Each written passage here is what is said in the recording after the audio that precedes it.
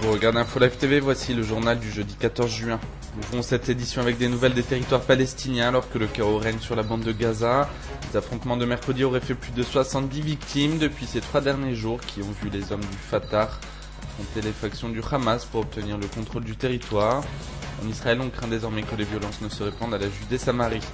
Au sein de l'autorité palestinienne, Mahmoud Abbas est critiqué pour son laxisme. Le président palestinien devrait annoncer dans la journée la fin du gouvernement d'union.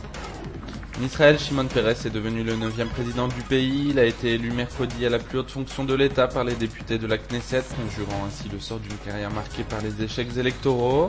Il succède à Moshe Katsav, dont le mandat a été entaché par plusieurs scandales sexuels alors que plusieurs accusations pèsent sur lui.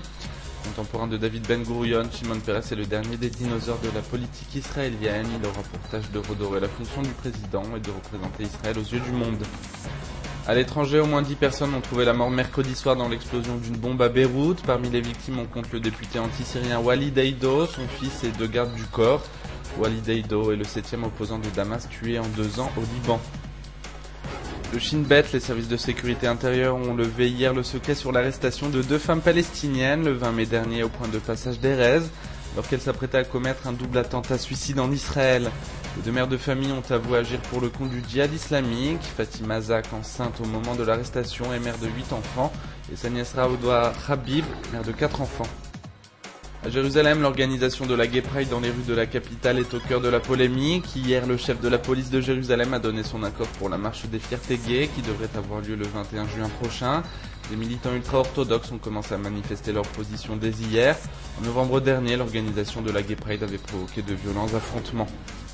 En mode économie, alors que le billet vert reprend du poil de la bête après plusieurs mois de baisse pour atteindre une valeur record de 3,8 shekels, le dollar américain se remet à grimper. Il a dépassé la barre symbolique des 4 shekels et s'établit aujourd'hui à 4,18 shekels. Enfin, avant de refermer cette édition, un mot de sport. Hier, l'équipe junior israélienne de football s'est inclinée face à la Belgique sur le score de 0-1.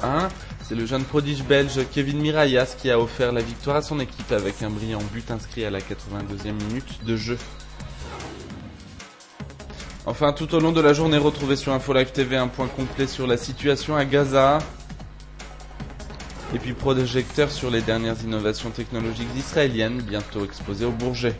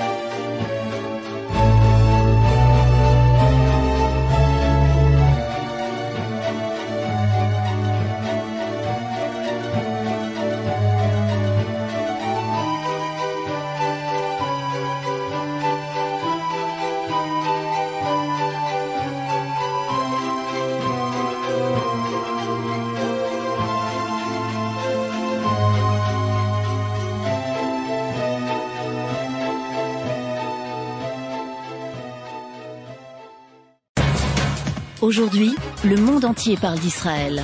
Mais qui parle d'Israël au monde entier, en temps réel, en 4 langues et en direct de Jérusalem? Infolive.tv, la première chaîne de télévision internationale israélienne. 24 heures sur 24, 7 jours sur 7, suivez de l'intérieur l'actualité d'Israël et du Moyen-Orient. Des reportages, des interviews, un grand journal et des flash infos en images dès que l'actualité l'exige. Infolive.tv, votre regard direct et vrai sur l'actualité d'Israël. Retrouvez Infolive sur internet www.infolive.tv.